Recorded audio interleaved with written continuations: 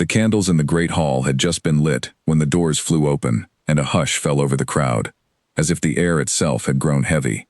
Eleanor Hartley stood near the back wall, her hands pressed together so tightly her knuckles had gone pale. She had not wanted to come. She had begged her father to let her stay home with a book and a cup of tea, far away from silk gowns and painted smiles. But her sisters had insisted, and what her sisters insisted upon, the whole household eventually agreed to. Margaret and Charlotte stood a few steps ahead of her, their chins lifted, their eyes scanning the ballroom like hawks searching for prey. Tonight was not just any ball. Tonight was the ball hosted by the Duke of Camden, a man whose name alone could silence a room. Nobody in the county spoke of him without lowering their voice first. Some said his first wife had died, under circumstances too strange to explain. Others said he had grown so cold after her death that he could freeze a smile right off a young woman's face with a single glance. The servants at the Hartley house whispered that he never laughed, never softened, and never forgave. Eleanor had heard all of this, and believed none of it entirely, yet she still felt her stomach twist every time someone mentioned his name. "There he is," Charlotte whispered, gripping Margaret's arm so hard that her sister winced. Eleanor followed their gaze toward the raised end of the hall, where a tall man in a dark coat stood speaking to an older gentleman. His posture was straight, almost rigid, and his expression gave nothing away. He did not smile at whatever the older man was saying. He simply nodded once, briefly, and turned his head toward the crowd, as if searching for an escape. "He looks like he wants to leave already," Eleanor murmured. "Hush," Margaret snapped. "Do you know how many families would trade everything they own for one dance with him?" Eleanor said nothing. She did not care for dances, especially not with a man who was rumored to have ice instead of blood running through his veins. The evening moved forward, the way such evenings always did. Musicians tuned their instruments. Servants carried trays of drinks through the crowd. Laughter rose and fell in waves, though Eleanor noticed that whenever the Duke passed near a group, the laughter would suddenly grow quieter, almost cautious, as though no one wanted to be caught enjoying themselves too loudly in his presence. She found a quiet corner near a tall window and stood there, watching the dancers spin across the floor in bright, shifting colors. She liked watching, more than participating. It was easier to understand people from a distance. Up close, everyone wore masks of politeness that hid whatever they truly felt. "You are not dancing," a voice said beside her.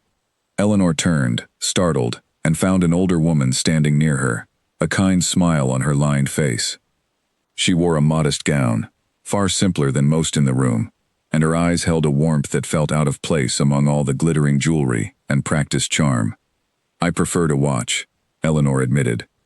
"A wise choice, most nights," the woman said, though tonight might prove to be an exception. Before Eleanor could ask what she meant, a commotion near the center of the hall drew everyone's attention. A young man had stumbled, spilling a full glass of wine onto the gown of a woman standing near him. Gasps rippled through the crowd, followed by nervous laughter, as the woman shrieked and stepped back, her face turning red with embarrassment.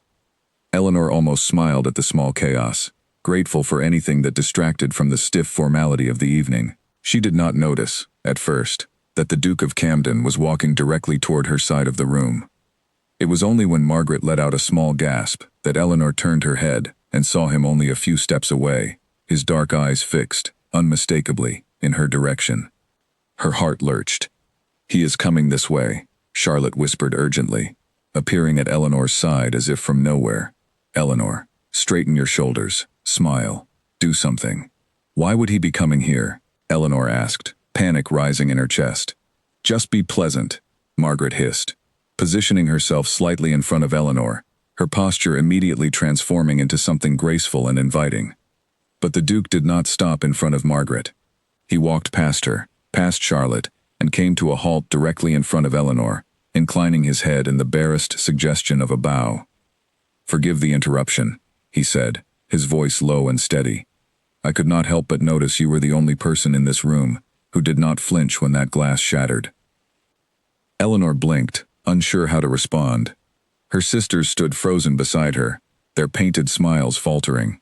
"I suppose I was too busy trying not to be noticed to think of flinching," Eleanor said, before she could stop herself. Something flickered across his face. It was not quite a smile, but it was close enough to surprise her. "An honest answer," he said, Those are rare tonight." He said nothing more before turning and walking away, disappearing back into the crowd as quickly as he had appeared. The moment he was gone, Margaret rounded on Eleanor with wide eyes. "What did you say to him?" she demanded. "Nothing important," Eleanor said, though her heart was still pounding. "The Duke of Camden does not simply walk across a ballroom to speak to a girl who says nothing important," Charlotte said, her voice sharp with something between jealousy and calculation. Eleanor did not know what to make of the exchange either. She told herself it meant nothing, that he had probably spoken to a dozen other guests that same way, offering brief comments before disappearing again like smoke. But some small part of her could not stop replaying his voice, low and unreadable, and the strange flicker of something almost like warmth in his otherwise guarded eyes. The evening continued, and Eleanor tried to lose herself once again in the safety of the shadows near the window. But she noticed, more than once, that the Duke's gaze would drift toward her corner of the room, only to snap away the instant she looked back. By the time the family carriage rattled home through the dark countryside, Margaret and Charlotte had already begun weaving an elaborate story about how one of them would surely receive a formal call from the Duke within days. Eleanor sat quietly, staring out the window at the passing fields, saying nothing about the strange warmth that still lingered in her chest. Eleanor self it was nothing. She told herself it would pass. But when she closed her eyes that night, it was not the music or the dancing she remembered. It was the sound of his voice, calm and certain, cutting through the noise of a room that had never once made her feel seen until that very moment. The next morning brought no rest from the previous night's excitement. Eleanor woke to the sound of her sisters arguing down the hall, their voices rising and falling in familiar rhythms of complaint and ambition. "He barely looked at either of us," Charlotte was saying as Eleanor entered the small sitting room, "and then he walked straight past us to speak to her." "It meant nothing," Margaret replied quickly, though her tone suggested she did not fully believe her own words. "Dukes say strange things to strange girls sometimes. It is simply his way of being polite to everyone in the room." Eleanor sat by the window, picking up a piece of bread from the table without much appetite. She had barely slept, her mind circling back again and again to those few brief sentences exchanged in the crowded ballroom. "Eleanor," Margaret said suddenly, turning to face her. "What exactly did he say to you?" "I already told you last night," Eleanor replied. "He commented on the broken glass. That is all." "That cannot be all," Charlotte insisted. "Men like him do not simply walk across a room for nothing." Eleanor said nothing, unwilling to admit that she had wondered the very same thing all night. Their father, a quiet man who preferred his books to society gossip, entered the room, and paused when he noticed the tension hanging in the air. "What has happened now?" he asked, settling into his chair with a tired sigh. "The Duke of Camden spoke to Eleanor last night," Margaret announced, as though delivering grave news. "At his own ball." Their father raised an eyebrow, glancing toward Eleanor with mild surprise. "Did he indeed? And what troubles you both about that?" "Nothing troubles us," Charlotte said quickly, though her tight expression suggested otherwise. "We simply find it curious." Their father shrugged and returned to his newspaper, clearly uninterested in continuing a conversation about ballroom gossip. Eleanor felt a small measure of relief at his indifference, grateful that at least one person in the house was not obsessing over a few brief words exchanged the night before. Yet the peace did not last long. By midday, word had already begun spreading through the small town that the Duke of Camden had spoken personally to one of the Hartley daughters at his own ball, and speculation grew wilder with every retelling. Some said he had asked for her hand in marriage on the spot. Others insisted he had simply been curious about a stranger in the crowd. Eleanor found herself the subject of hushed conversations every time she stepped outside, whispers following her like a shadow she could not shake. She hated it. She had never wanted attention, especially not the kind built on rumors and imagination rather than truth. All she wanted was to return to her quiet life, reading in the garden, helping with small chores around the house, and avoiding the exhausting performances required of young women hoping to catch a wealthy husband. But fate, it seemed, had other plans. 3 days after the ball, a letter arrived at the Hartley household bearing an unfamiliar seal.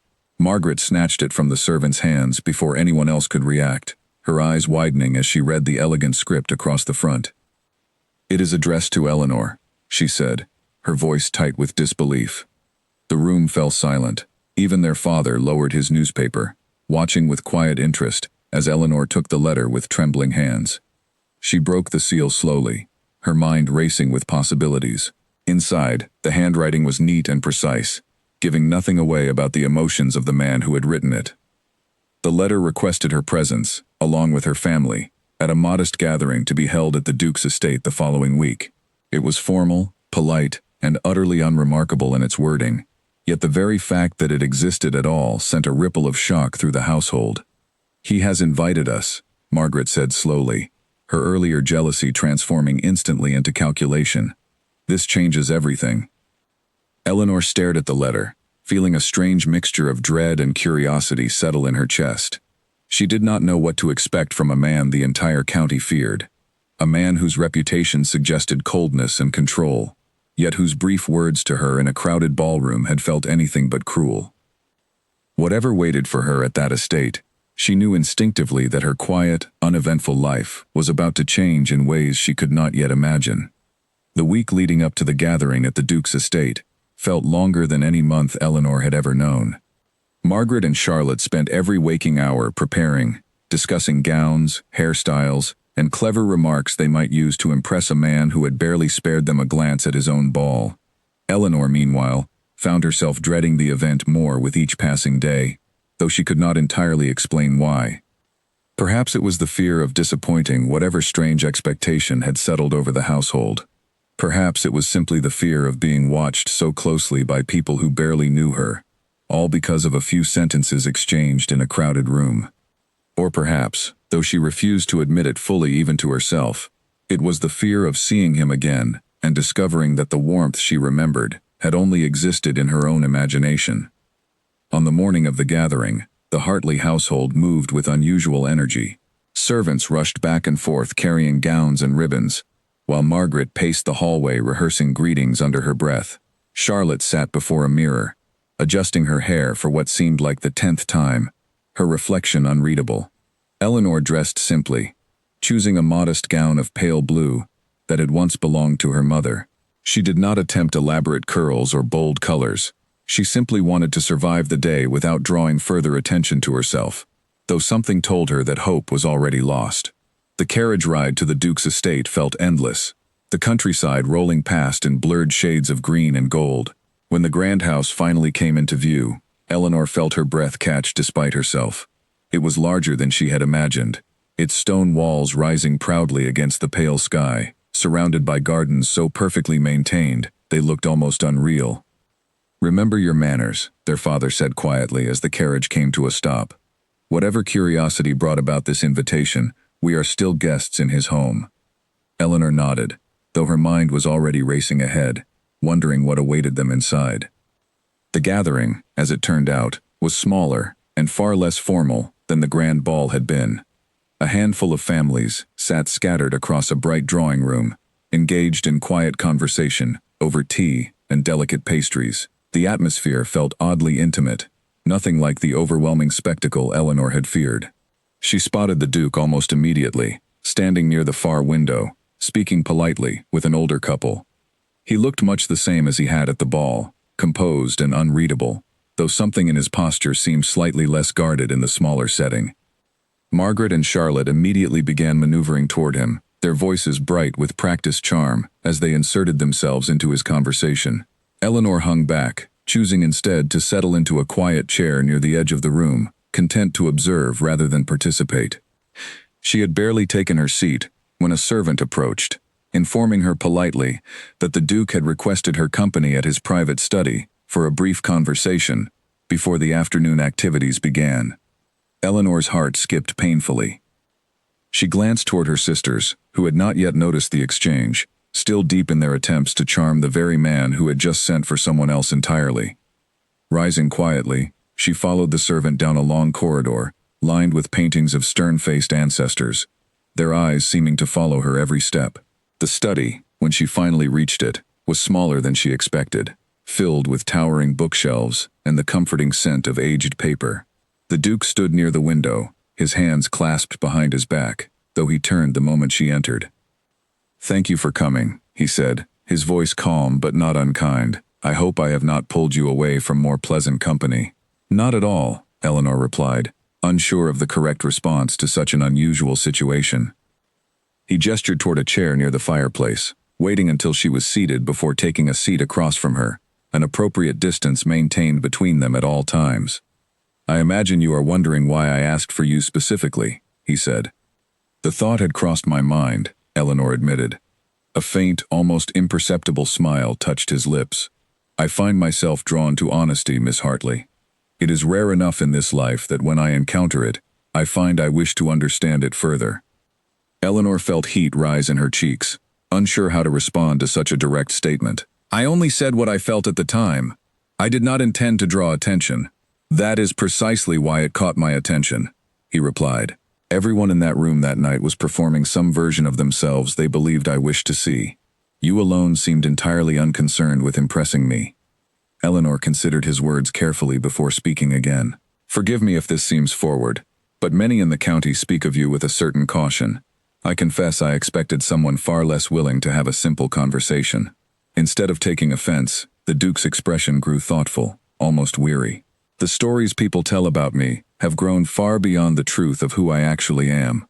I have found it easier, over time, to let them believe what they wish, rather than exhaust myself correcting every version. That sounds lonely, Eleanor said softly, before she could stop herself. Something shifted in his expression, a flicker of surprise followed by something gentler, something almost vulnerable. It has been, yes. The admission hung quietly between them, neither rushing to fill the silence that followed. Eleanor found herself studying him more closely, noticing details she had missed before. The faint lines of exhaustion beneath his eyes, the careful, measured way he held himself, as though bracing constantly for judgment. May I ask you something in return? She said finally. He nodded, his attention fully hers. Why extend this invitation at all? Surely there are easier ways to satisfy curiosity than inviting an entire family to your estate. A brief pause followed before he answered. I suppose I wish to know whether the honesty I witnessed that night was genuine, or simply a fortunate accident born of surprise. It seems, so far, to be the former. Eleanor did not know how to respond to such directness, her heart pounding steadily in her chest. Before she could form a reply, a soft knock interrupted the moment, a servant announcing that refreshments were being served in the main hall. The Duke rose immediately, offering a polite hand to help Eleanor from her seat, an action so simple, yet so unexpected, that she found herself momentarily speechless. Thank you for indulging an admittedly unusual request, he said, as they walked back toward the corridor. I hope it has not troubled you. Not at all, Eleanor replied, surprised to find she meant it entirely. When they returned to the drawing room, Margaret and Charlotte turned instantly, their expressions shifting from confusion to poorly concealed jealousy, as they noticed Eleanor walking beside the Duke, his hand having only just released hers at the doorway. Where have you been? Charlotte whispered sharply, the moment the Duke stepped away to greet another guest. He wished to speak with me, Eleanor said simply, unwilling to reveal more than necessary. About what? Margaret demanded. Nothing of consequence, Eleanor replied, though the words felt hollow even as she spoke them. The remainder of the gathering passed in a blur of polite conversation and careful smiles, though Eleanor found her attention drifting repeatedly toward the Duke, who seemed equally aware of her presence despite maintaining polite distance for the sake of propriety. By the time the carriage carried them home that evening, Margaret and Charlotte had grown noticeably quieter, their earlier confidence replaced by uneasy speculation about what exactly had transpired behind that study door. Eleanor said nothing, staring instead out the window at the darkening countryside, her mind replaying every word of the conversation she had shared with a man the world believed incapable of warmth. She was beginning to suspect the world had been wrong about him all along. But she was equally aware that suspicion alone would not protect her from the storm that seemed to be gathering around her, one quiet conversation at a time. News of the private conversation between Eleanor and the Duke spread through the county faster than either of them could have anticipated. By the following morning, neighbors who had barely spoken to the Hartley family in months suddenly found reasons to visit, offering polite smiles, while their eyes searched for any hint of scandal or opportunity. Eleanor endured the visits with quiet patience, answering questions as vaguely as possible, though it did little to slow the growing tide of speculation. Margaret, in particular, seemed unable to accept the shift in attention. She had spent years cultivating the reputation of the more charming, more graceful Hartley daughter, and the sudden interest surrounding her younger sister unsettled her in ways she struggled to hide. "You must have said something to encourage him," Margaret said one afternoon, cornering Eleanor in the small garden behind their house. "I said very little," Eleanor replied honestly. "He asked questions, I answered them." "Men like him do not simply ask questions without reason," Margaret snapped. "What could he possibly want from someone like you?" The words stung more than Eleanor expected, though she forced herself to remain calm. "Perhaps he grew tired of pretense," she said quietly. "Perhaps he wanted an honest answer for once." Margaret's expression twisted with frustration, though she said nothing further before storming back into the house, leaving Eleanor alone among the rose bushes, her heart heavy with unspoken guilt she did not entirely understand. She had never wished to compete with her sisters. She had never wanted the attention now following her like an unwelcome shadow.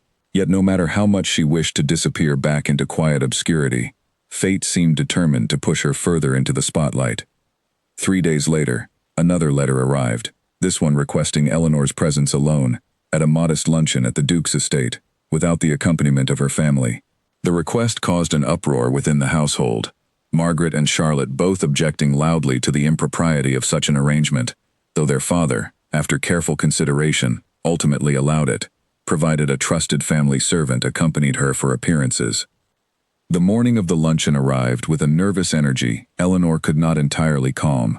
She dressed simply once again, choosing comfort over elaborate fashion, though her hands trembled slightly as she prepared for the carriage ride ahead. When she arrived at the estate, she found the Duke waiting for her personally near the entrance, a gesture that surprised the accompanying servant more than it surprised Eleanor herself.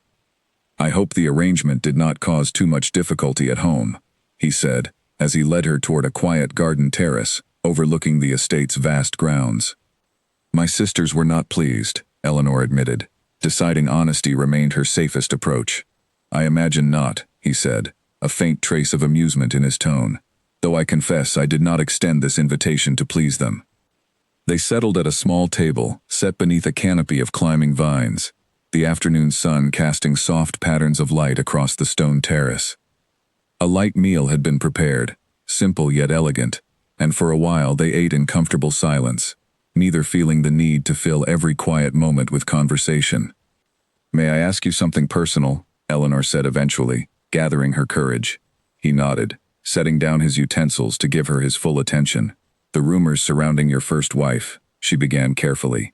"I do not ask to pry, only to understand. People whisper terrible things, and I find myself wondering how much of it could possibly be true." His expression grew distant for a moment, his gaze drifting toward the gardens beyond the terrace. Eleanor immediately regretted the question, fearing she had overstepped. "Forgive me," she said quickly. "That was not my place to ask." "No," he said softly, shaking his head. "You deserve honesty, especially given how much of my reputation has been built on speculation rather than truth." He took a slow breath before continuing, his voice quieter than before. "My first wife and I married young, more out of family arrangement than genuine affection. She was unhappy in the marriage, as was I, though neither of us admitted it openly for years. When she died, the circumstances were tragic but simple, an illness that spread quickly and could not be stopped in time. Yet grief, combined with the isolation I chose afterward, gave rise to stories far darker than the truth ever was." Eleanor listened quietly, her heart aching at the weight evident in his words. "I am sorry," she said softly, "for your loss, and for the unkindness people have shown you since." "Thank you," he replied, meeting her eyes with something that looked remarkably like gratitude. "Few have ever asked directly. Most prefer to whisper behind closed doors rather than seek the truth openly. I have never cared much for whispers," Eleanor said. "They rarely tell the full story." A genuine smile appeared on his face then, brief but unmistakable, transforming his usually guarded expression into something warmer, something almost boyish, despite the weight of experience behind his eyes. "You continue to surprise me, Miss Hartley," he said. "I could say the same of you," she replied, a small smile of her own appearing despite her earlier nerves. Their conversation continued through the remainder of the afternoon, drifting through lighter topics as the initial tension eased between them. He asked about her interests, her love of reading, her quiet dreams of one day traveling beyond the narrow boundaries of the counties she had known her entire life. She found herself speaking more openly than she had with anyone in years, comforted by the genuine interest reflected in his attentive silence. By the time the carriage arrived to carry her home, Eleanor felt an unfamiliar lightness settling in her chest, a feeling she struggled to identify, though she suspected it might simply be happiness, however fragile and new. Yet the peace of the afternoon was short-lived. Upon returning home, she found her sisters waiting in the sitting room, their expressions tight with barely concealed anger. Charlotte held a folded piece of paper in her hand, her knuckles white against the fine parchment. "What is this?" Eleanor asked cautiously, sensing trouble immediately. "A letter," Charlotte said coldly, "from someone claiming to have witnessed your private luncheon with the Duke today. It suggests you have been encouraging his affections through less than honorable means." Eleanor felt her stomach drop. "That is not true. Nothing improper occurred." "It does not matter whether it is true," Margaret snapped, snatching the letter from Charlotte's hands. "What matters is that people are already talking, and if this reaches the wrong ears, our family's reputation could suffer greatly." "I did nothing wrong," Eleanor insisted, though panic began creeping into her voice. "Perhaps not," their father said quietly, entering the room with a grave expression. "But reputation, once damaged, is rarely repaired easily. You must be more careful going forward, Eleanor. Whatever grows between you and the Duke, it must proceed with far greater caution than it has so far." Eleanor nodded, though her heart ached at the unfairness of it all. She had done nothing improper, had shared only honest conversation with a man whose company brought her genuine comfort, yet already the world seemed determined to twist even the smallest kindness into scandal. That night, alone in her room, she stared out at the darkened countryside, wondering how something that felt so pure and genuine could so quickly become tangled in suspicion and gossip. She did not yet know that the letter accusing her of impropriety had not come from a stranger at all, but from someone far closer to home, someone whose jealousy had begun to curdle into something far more dangerous than simple envy. Sleep offered little comfort to Eleanor in the days that followed the accusation, her mind circling endlessly around the unfairness of a rumor built entirely from suspicion rather than fact. She tried to focus on ordinary tasks, helping with household chores, and losing herself in the pages of borrowed novels, yet nothing could fully distract her from the tension now settled permanently over the Hartley household. Margaret and Charlotte watched her with new wariness, their earlier jealousy tinged now with something closer to calculation, as though they were waiting to see how far this unexpected attention might carry her, and whether they might yet find a way to benefit from it themselves. Their father, though generally a quiet and reasonable man, grew increasingly concerned about the family's reputation. He reminded Eleanor daily of the importance of caution, warning her against any behavior that might be misinterpreted by watchful eyes, eager for scandal. Eleanor understood his concerns, yet she also felt a quiet frustration building within her. She had done nothing wrong. She had shared honest conversation with a man who treated her with more respect and warmth than most people ever had, and yet somehow she found herself apologizing for a friendship that had brought her nothing but genuine comfort. A week passed without word from the Duke, and Eleanor began to wonder whether the rumors had reached him as well, perhaps convincing him to distance himself from further scandal. The thought left her with an ache she had not expected, a quiet sorrow at the possibility of losing something she had only just begun to understand. Then, unexpectedly, a modest carriage arrived at the Hartley estate one gray morning, carrying not a letter, but the Duke himself. Margaret and Charlotte scrambled instantly to appear presentable, smoothing their hair and adjusting their gowns, while their father greeted the unexpected visitor with careful formality at the front entrance. "Forgive the intrusion," the Duke said, his expression calm, despite the surprise evident in the household around him. "I felt it necessary to speak with your family directly, given the rumors currently circulating." Their father invited him inside, leading him toward the small sitting room, where the entire family gathered, tension thick in the air, as everyone waited to hear what he intended to say. "I am aware," the Duke began, once seated, "that a letter has been circulating, suggesting improper conduct between myself and Miss Eleanor Hartley. I wish to state plainly and honestly that no such impropriety occurred. Our conversations have been entirely respectful, and any suggestion otherwise is both false and unjust. Eleanor felt a wave of relief wash over her, grateful beyond words for his willingness to defend her honor so directly, despite the risk to his own reputation in doing so. I appreciate your honesty, their father said carefully, though I hope you understand our concern, given how quickly rumors can damage a family's standing. I understand completely, the Duke replied, which is precisely why I wish to address this matter directly, rather than allow speculation to continue unchecked. Margaret, seated stiffly beside Charlotte, watched the exchange with an unreadable expression, though Eleanor noticed her hands trembling slightly in her lap. If I may, the Duke continued, turning his attention toward Eleanor for the first time since his arrival, I would like permission to continue calling upon your family, properly and with full transparency, so that no further doubt might arise regarding my intentions. Their father considered the request carefully before nodding. Very well, provided all future visits are conducted with appropriate propriety. Of course, the Duke said, inclining his head respectfully. The tension in the room eased slightly following his visit, though Eleanor could not shake the feeling that something remained unresolved beneath the surface. She caught Margaret's gaze briefly as the Duke prepared to leave, and something in her sister's expression sent an uneasy chill through her chest, though she could not quite identify why. Over the following weeks, the Duke's visits became a regular occurrence, always conducted with proper chaperones present, always respectful and measured in nature. Slowly, the household began to adjust to his presence, though Margaret and Charlotte remained noticeably tense whenever he arrived, their earlier ambitions clearly still simmering beneath polite smiles.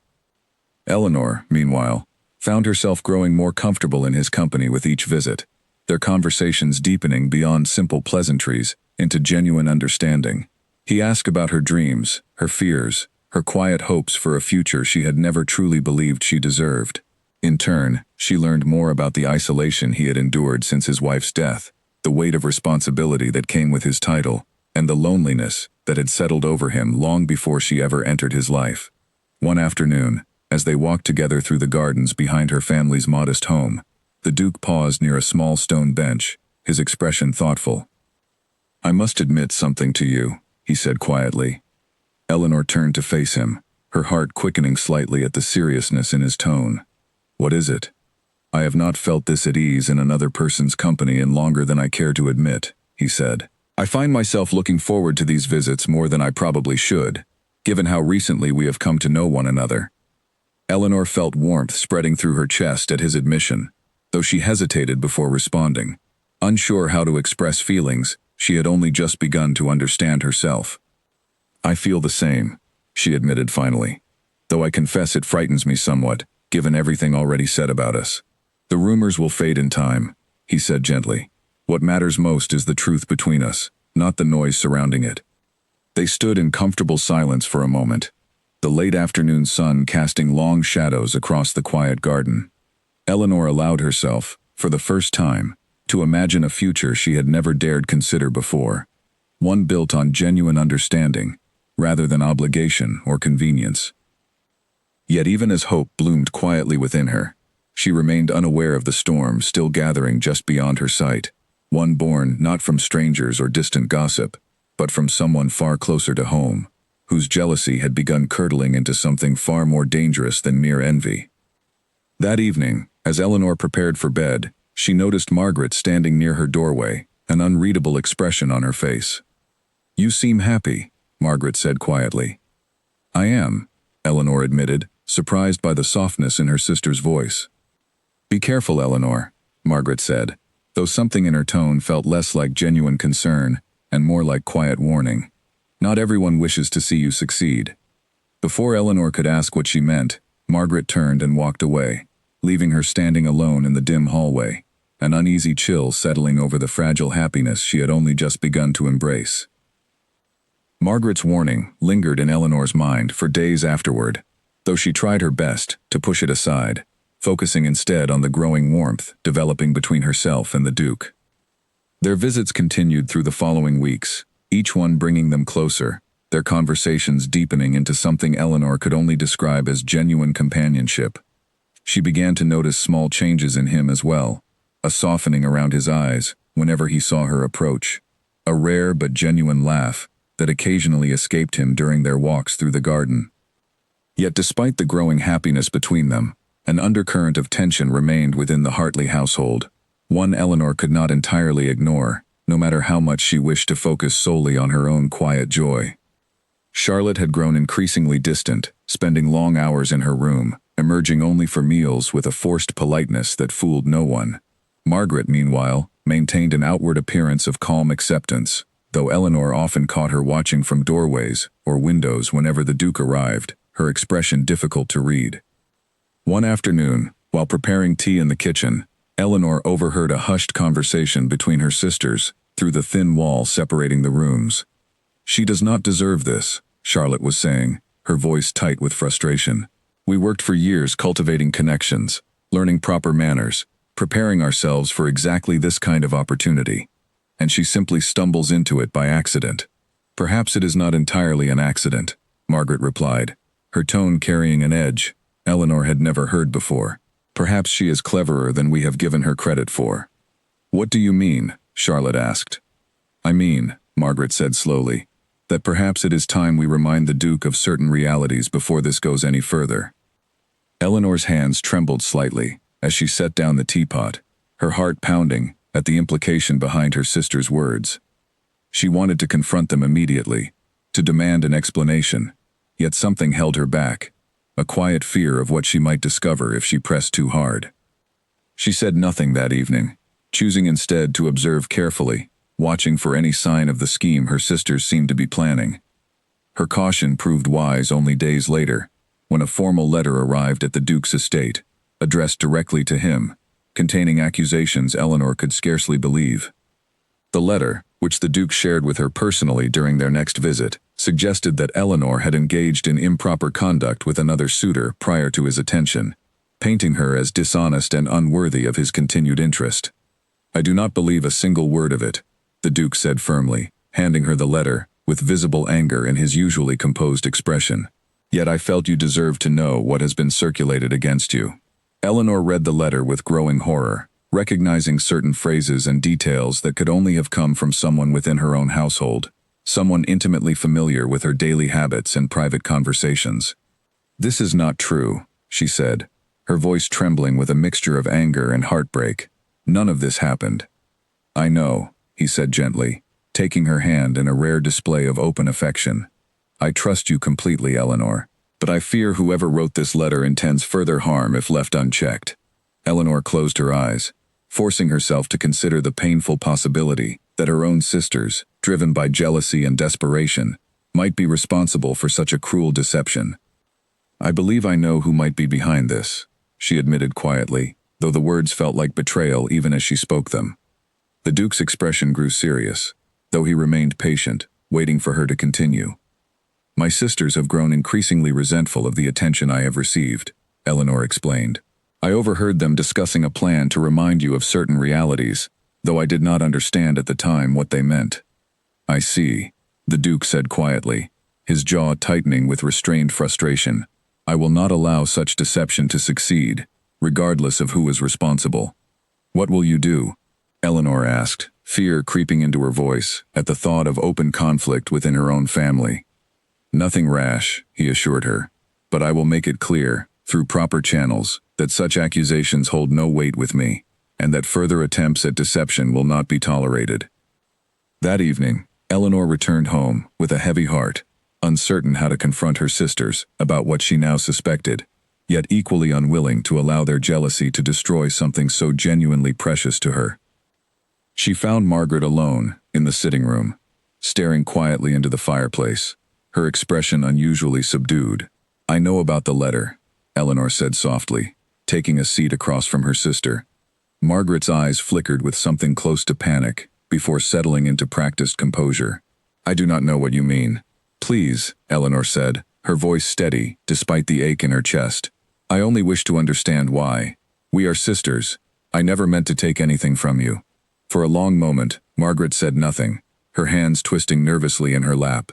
Finally, she spoke, her voice barely above a whisper. "You do not understand what it is like," she said. "Watching you receive, without effort, everything Charlotte and I have worked so desperately to achieve. It is not fair, Eleanor. None of it is fair. Life is rarely fair, Eleanor replied gently. But cruelty will not make it fairer. It will only cause more pain, for all of us. Margaret's eyes filled with tears, though she quickly wiped them away, her pride still fighting against the vulnerability threatening to surface. I never intended for things to go this far, she admitted finally. I only wanted him to reconsider, to give one of us a fair chance. You could have spoken to me, Eleanor said softly, instead of resorting to lies that could have ruined both our reputations. Margaret nodded slowly, guilt evident in her lowered gaze. I am sorry, Eleanor, truly. Though the apology offered little immediate comfort, Eleanor felt a small measure of relief at finally understanding the truth behind the cruel rumors. Yet she also understood, with a heavy heart, that forgiveness alone would not undo the damage already caused, nor guarantee that her sister's jealousy would not resurface again in the future. As she retired to her room that night, Eleanor could not shake the feeling that this quiet confrontation, however painful, was only the beginning of a much larger storm still waiting to unfold. The weeks following Margaret's tearful confession brought an uneasy peace to the Hartley household, though Eleanor sensed the calm was fragile, like the surface of a pond hiding turbulent currents beneath. Charlotte, unlike Margaret, offered no apology, no acknowledgement of any wrongdoing. She continued her days with cold politeness, speaking to Eleanor only when necessary, her resentment simmering just beneath a carefully maintained mask of indifference. Eleanor tried her best to extend patience toward her older sister, understanding the sting of jealousy, even if she could not condone the cruelty it had produced. Despite the tension at home, her relationship with the Duke continued to flourish. His visits grew longer, his demeanor increasingly relaxed in her presence, as though the walls he had built around himself over years of isolation were slowly beginning to crumble. One crisp autumn afternoon, as golden leaves drifted lazily across the estate's expansive gardens, the Duke invited Eleanor on a private walk through the grounds, away from the watchful eyes of servants and family alike. They walked in comfortable silence for a while, the crunch of fallen leaves beneath their feet the only sound accompanying their thoughts. I have been thinking, he said eventually, breaking the peaceful quiet, about the nature of trust. Eleanor glanced toward him curiously. What has prompted such thoughts? You, he admitted simply. Since my wife's passing, I convinced myself that trust was a luxury I could no longer afford. Yet somehow, without intending it, I find myself trusting you completely. Eleanor felt her heart swell at his admission, though she remained quiet, allowing him space to continue. I would like to share something with you, he continued, his tone growing more serious. Something I have never spoken of to anyone outside my closest family. They paused near a small pond at the edge of the gardens, the still water reflecting the muted colors of the autumn sky above them. My marriage, he began slowly, was arranged when I was quite young, as is common among families of our standing. My wife, though not unkind, harbored affections for another man long before our union, affections she never fully abandoned even after we married. Eleanor listened quietly, sensing the difficulty behind each word he spoke. For years, I convinced myself that duty alone could sustain a marriage, that affection would eventually follow obligation. It did not. Instead, resentment grew between us, quiet but persistent, until illness took her, before either of us found the courage to address it honestly. I am so sorry, Eleanor said softly, reaching out to gently touch his arm. The guilt I carried afterward, he continued, was not for her death, which no one could have prevented, but for the years wasted in silence. Years we might have spent seeking happiness elsewhere, or perhaps even finding a way to build genuine affection between us, had either of us tried harder. Grief often complicates such regrets, Eleanor said gently. You cannot blame yourself entirely for circumstances neither of you fully chose. He turned to face her fully then, his expression open and vulnerable, in a way she had never witnessed before. I share this with you not to burden you with my past, but because I wish for complete honesty between us, especially given how quickly rumors have already threatened to tarnish what we are building together. Thank you for trusting me with this, Eleanor said sincerely. I promise to honor that trust as carefully as you have shown me. A comfortable silence settled between them once more, though it felt different now, deeper somehow, strengthened by the vulnerability they had just shared. As they resumed their walk, their hands brushed lightly together, neither pulling away, until finally his fingers gently closed around hers, a small but significant gesture that spoke volumes beyond mere words. "Eleanor," he said softly, stopping once more beneath the shade of a large oak tree, its branches heavy with the last golden leaves of the season. "I know it may seem soon, given everything that has already transpired between our families, yet I find myself unable to ignore what I feel growing within me each time I am in your presence." Eleanor's heart raced, anticipation and nervousness intertwining as she waited for him to continue. "I have not felt this kind of hope in many years," he admitted quietly, "and I would very much like the opportunity to explore it further, properly, and with complete transparency, should you wish the same." "I do," Eleanor said without hesitation, surprising herself with the certainty in her own voice. "I have felt it too, though I hardly dared admit it, even to myself." A genuine smile spread across his face then, warm and unguarded, transforming his usually composed features into something younger, freer, filled with a hope Eleanor suspected he had not allowed himself in a very long time. They returned to the main house that afternoon, with an unspoken understanding settled comfortably between them, though neither rushed to define it formally just yet, content instead to allow their growing affection to unfold naturally, free from the pressures and expectations placed upon them by outside opinions.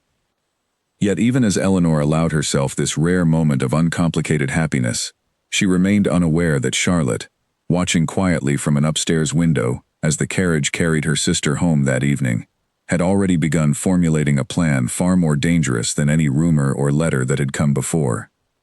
Charlotte's jealousy, unlike Margaret's, had not softened with time or reflection. Instead, it had hardened into something colder, something calculating, fueled by a growing desperation to secure her own future by whatever means necessary, regardless of the cost to her sister's happiness. As autumn deepened into the quiet chill of approaching winter, the storm Eleanor had sensed brewing beneath the surface of her newfound joy was preparing, at last, to break. Winter arrived early that year, blanketing the countryside in a thin layer of frost that clung stubbornly to the fields each morning. Eleanor barely noticed the changing season, her days now filled with a quiet happiness she had never before experienced. The Duke's visits had become a comforting constant in her life, each conversation deepening the bond between them, each shared silence feeling more natural than the last. Yet the peace within the Hartley household remained as fragile as the frost covering the ground outside. Charlotte had grown unusually quiet in recent weeks, no longer engaging in open hostility or bitter remarks, but instead retreating into careful, watchful silence. Eleanor, distracted by her own happiness, failed to notice the subtle shift in her sister's behavior, unaware of the careful plans forming behind Charlotte's composed exterior. One evening, as the family gathered for dinner, Charlotte cleared her throat and spoke with unusual confidence. "I have received an invitation," she announced, "to visit our cousin in the city for several weeks. I believe some time away might do me good." Their father, pleased at the sudden change in his daughter's demeanor, agreed readily, and preparations for her departure began within days. Eleanor felt a small measure of relief at the news, hopeful that distance might ease the lingering tension that had settled over their home since the earlier scandal involving the false letter. She could not have known how mistaken that hope truly was. Charlotte's journey to the city was not, in fact, intended for leisure or reflection. Instead, it served a far more calculated purpose. Within days of her arrival, she sought out an old acquaintance, a man named Nathaniel Gray, known throughout certain social circles for his talent in spreading damaging information, discreetly, always for the right price. Charlotte met with him privately, explaining her situation with careful precision, emphasizing her family's need to protect its reputation, while conveniently omitting her own personal motivations for wishing to see her sister's happiness destroyed. "There must be something uncovered from his past," she insisted, "some detail regarding his first marriage that has not yet reached public knowledge. Surely a man of his standing carries secrets darker than what has already been whispered." Nathaniel, intrigued by the potential reward for such information, agreed to investigate discreetly, promising results within a fortnight. Meanwhile, back at the Hartley estate, Eleanor's happiness continued to grow, unaware of the storm quietly gathering many miles away. The Duke had begun speaking more openly of a future together. hinting at intentions that filled Eleanor's heart with both excitement and quiet disbelief that such happiness could truly belong to her. "I wish to introduce you properly to my extended family," he told her one afternoon, as they sat together in the estate's grand library, surrounded by towering shelves of leather-bound books. "A formal gathering, perhaps within the month, where I might present you as someone of great importance in my life." Eleanor's heart swelled with joy at his words, though a small, nervous flutter remained beneath her happiness, an instinct she could not entirely silence, despite the peace currently surrounding her. "I would be honored," she replied softly, meeting his warm gaze with equal affection. Plans for the gathering began immediately, the Duke's household bustling with preparations meant to welcome Eleanor formally into a world she had never imagined herself belonging to. Margaret, having genuinely repaired her relationship with Eleanor since her earlier confession, assisted eagerly with preparations, her earlier jealousy replaced now with sincere support for her sister's happiness. Yet as the day of the gathering approached, disturbing whispers began circulating once more through the county, whispers far darker and more damaging than anything previously spread. This time, the rumors suggested the Duke's first wife had not died of illness at all, but had instead taken her own life, driven to despair by a marriage marked by neglect and quiet cruelty on his part. Eleanor first heard the rumor from a neighbor's careless remark during a visit to the local market, the words striking her with such force that she nearly dropped the basket she carried. She rushed home immediately, her mind racing with confusion and fear, desperate to understand where such a cruel and damaging story could have originated. That evening, she confronted the Duke directly, unable to bear the weight of uncertainty any longer. "Is it true?" she asked, her voice trembling, as she recounted the rumor now spreading rapidly through the county.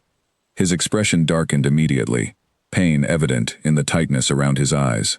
"It is not true," he said firmly. "My wife's death was tragic, yes, but entirely the result of illness, nothing more. I do not know who would spread such a cruel lie, nor why, but I assure you, Eleanor, I have never been unkind or neglectful toward anyone in my care." Eleanor believed him instantly, sensing the sincerity behind his pain, yet she could not ignore the troubling question of who might wish to cause such deliberate harm. "Someone is determined to destroy what we have built," she said quietly, fear creeping into her voice. "Then we must discover who, before further damage is done," he replied, his jaw set with quiet determination.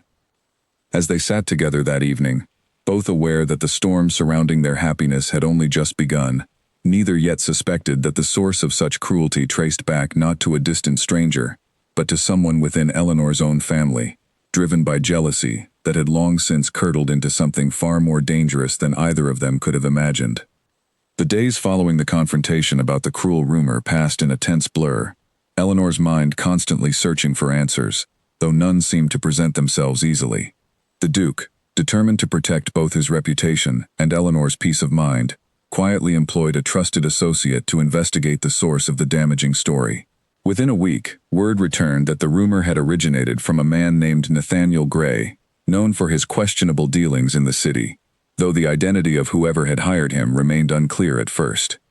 Eleanor felt a cold dread settle over her the moment she heard the name mentioned, an unwelcome suspicion forming in the back of her mind that she desperately wished to dismiss. She thought immediately of Charlotte's sudden trip to the city, the timing far too coincidental to ignore entirely. Yet she hesitated to voice her suspicion, unwilling to accuse her own sister without concrete proof, especially given how painful the previous incident with Margaret had already proven to be. Her hesitation, however, did not last long. A letter arrived unexpectedly at the Hartley estate, addressed to their father, containing detailed information about Charlotte's meetings with Nathaniel Gray during her stay in the city. The letter, sent anonymously, outlined the payments made and the specific instructions given to spread false information regarding the Duke's past. Their father, devastated by the revelation, summoned Charlotte home immediately, demanding an explanation for such a serious betrayal. Charlotte returned within days, her earlier confidence replaced by visible anxiety as she faced her family's collective disappointment. The confrontation that followed was unlike anything the household had previously experienced. Raised voices, echoing through rooms, usually filled with quiet civility. "How could you do such a thing?" their father demanded, his voice trembling with a mixture of anger and heartbreak. "Spreading lies about a man's deceased wife, causing him and your own sister such unnecessary pain." Charlotte, cornered and desperate, finally broke down, tears streaming freely down her face, as years of suppressed resentment poured out in a rush of painful honesty. "I have watched Eleanor receive everything I have ever wanted, without effort, without struggle," she cried. "While I worked tirelessly to secure a respectable future, she stumbled into happiness, simply by being herself. It was not fair. I could not bear to watch her succeed while I remained overlooked." Eleanor, standing quietly nearby, felt a complicated mixture of anger and sorrow at her sister's confession. She understood, to some degree, the pain behind Charlotte's jealousy, yet she could not excuse the cruelty of her actions, especially given the deep hurt caused to someone as vulnerable as the Duke, already carrying the weight of unfair rumors from his past. "You could have spoken to me," Eleanor said softly, her voice steady despite the emotion swirling within her. "Instead, you chose to hurt not only me, but a man who has already suffered enough unjust cruelty from strangers who barely know him." Charlotte lowered her gaze, shame evident in her trembling shoulders. "I know," she admitted quietly. "I let my jealousy control me, and I am ashamed of what it led me to do." Their father, though deeply disappointed, ultimately decided that Charlotte would need to personally apologize to the Duke, understanding that only genuine accountability could begin to repair the damage caused by her actions. The following day, Charlotte accompanied Eleanor to the Duke's estate, her earlier confidence entirely replaced by nervous uncertainty as they approached the grand entrance together. The Duke received them with quiet composure, though his expression remained guarded as Charlotte began her difficult apology. "I am deeply sorry," she said, her voice trembling, "for the pain I caused you, and for the unnecessary suffering brought upon a memory that deserved respect, not cruelty. My jealousy blinded me to the harm I was causing, and I understand if you cannot easily forgive such a betrayal." The Duke listened carefully, his expression softening slightly as she finished speaking.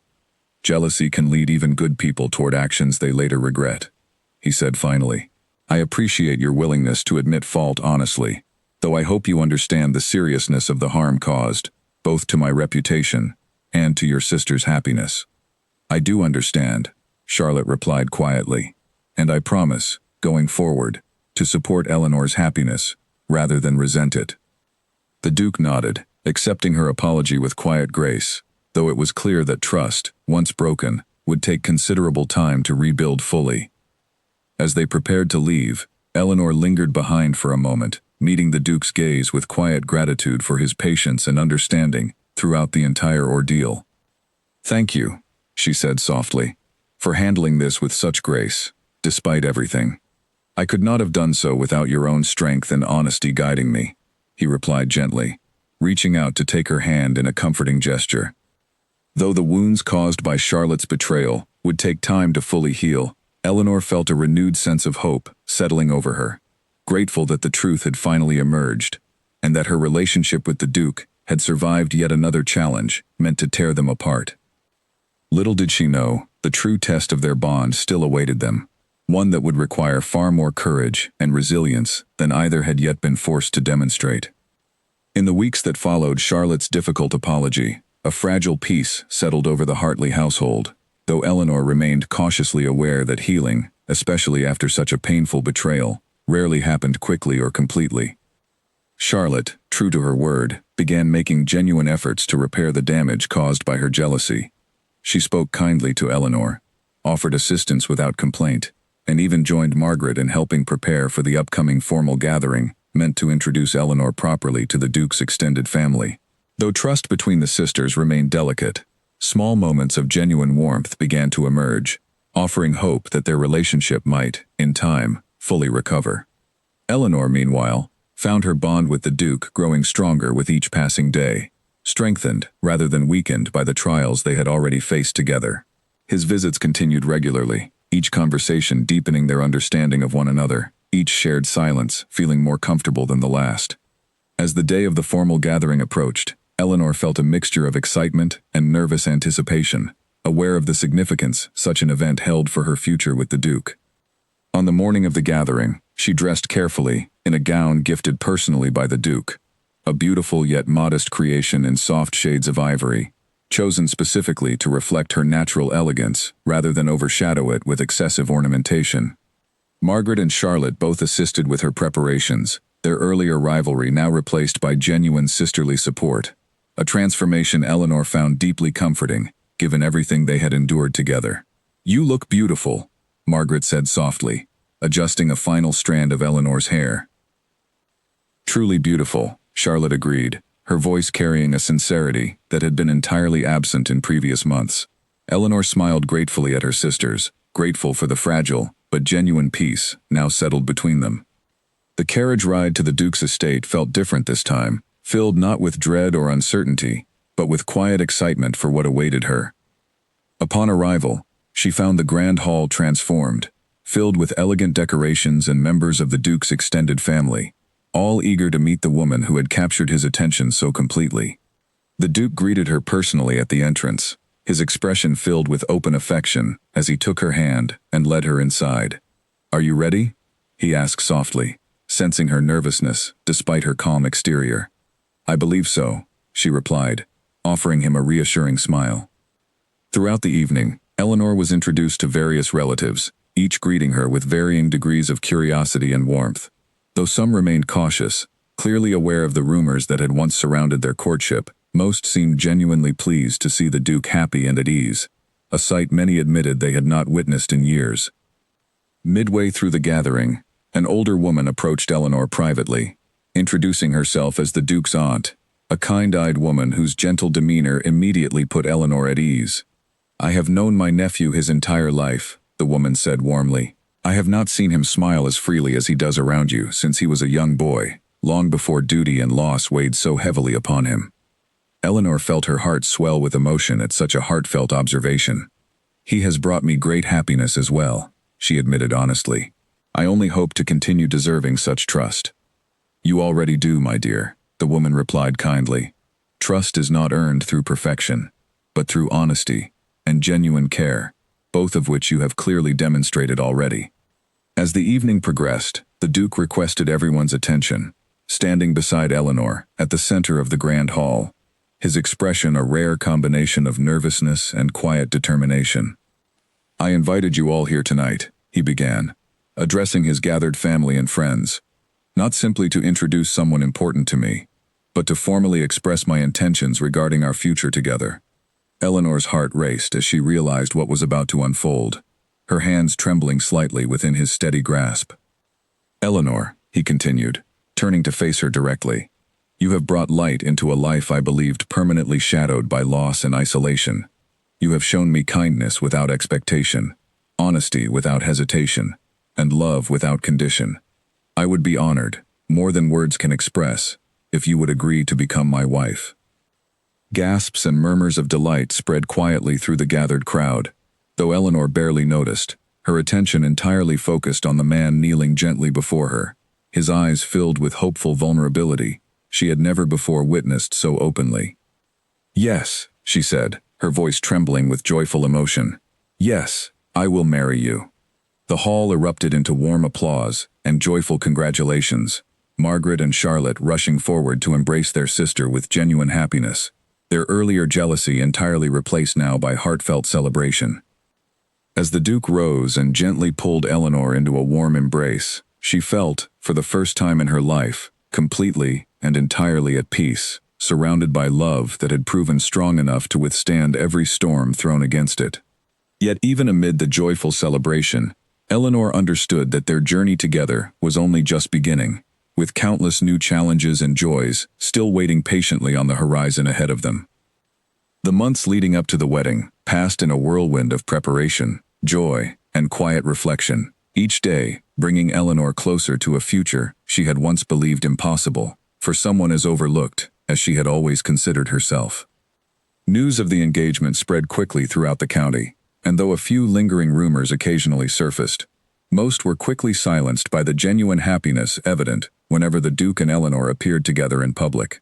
Those who had once whispered cruel speculation about his character found themselves instead witnessing a man transformed, softened, and genuinely content in ways few had ever thought possible.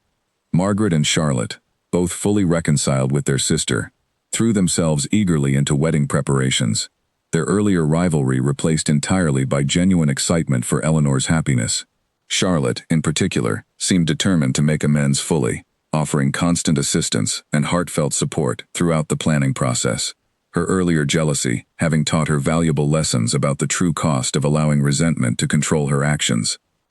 Their father, though quietly relieved by the peaceful resolution within his family, watched his youngest daughter's transformation with quiet pride, grateful to see her step confidently into a role she had never sought, yet clearly deserved. As the wedding day approached, Eleanor found herself reflecting often on the unlikely journey that had brought her to this moment.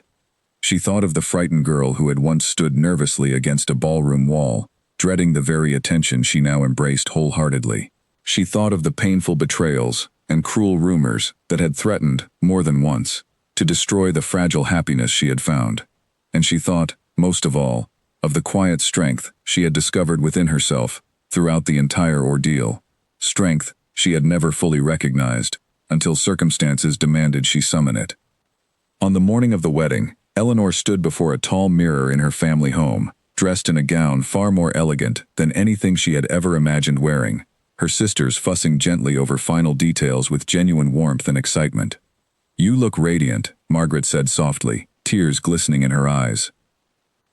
"Truly perfect," Charlotte agreed, her voice thick with emotion as she carefully adjusted the delicate veil framing Eleanor's face. Eleanor smiled at her sisters, grateful beyond words for the genuine love now shared freely between them, a bond strengthened rather than weakened by the trials they had endured together. The ceremony itself took place in a beautifully decorated chapel on the Duke's estate, filled with close family and friends, who had watched the couple's journey unfold with genuine interest and support.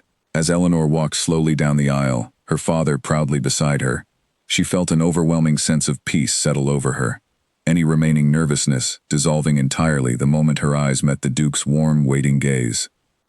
He stood tall and composed at the altar, yet his eyes betrayed a depth of emotion he no longer felt the need to hide, his earlier guarded coldness having long since melted away beneath Eleanor's genuine warmth and unwavering honesty. As they exchanged vows, promising love, loyalty, and honesty for the remainder of their lives together, Eleanor felt certain, with complete conviction, that she had found not merely a husband, but a true partner, someone who valued her for exactly who she was, rather than who society expected her to become. Following the ceremony, a joyful celebration filled the estate's grand hall, laughter and warmth replacing the tension and suspicion that had once shadowed their courtship. Guests who had once whispered fearful rumors about the Duke now watched with genuine admiration as he danced gently with his new wife, his expression filled with quiet, unmistakable happiness. Later that evening, as the celebration continued around them, the Duke pulled Eleanor gently aside, leading her onto a quiet balcony overlooking the moonlit gardens below. "Do you remember," he asked softly, "our very first conversation, following that shattered glass at my ball?"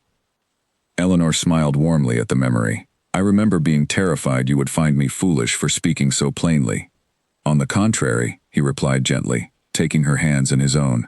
"That honesty was precisely what drew me to you, and it has continued to sustain me through every challenge we have faced together since." "I feared, more than once, that we might not survive those challenges," Eleanor admitted quietly. "Yet here we stand," he said, smiling warmly, "stronger for having faced them honestly, together." Eleanor leaned gently against him, gazing out at the peaceful gardens below, finally at complete peace with the unlikely journey that had brought her to this moment. She thought of her sisters, now genuinely happy for her success, rather than resentful of it. She thought of the rumors and cruel accusations that had once threatened everything she held dear, now entirely silenced by genuine love and mutual respect. And she thought, most importantly, of the man standing beside her, once feared by an entire county, now revealed fully as someone gentle, honest, and deeply deserving of the happiness they had built together. As the moon rose higher above the quiet gardens, casting soft silver light across the peaceful estate, Eleanor allowed herself, finally, to fully embrace the happiness she had once believed she would never deserve. She was no longer the overlooked daughter, pushed unwillingly into an empty seat beside a man everyone feared. She was, at last, exactly where she belonged, cherished completely, by a man who had chosen to see her clearly from the very beginning, treating her, from that very first quiet conversation, like the queen she had always been destined to become.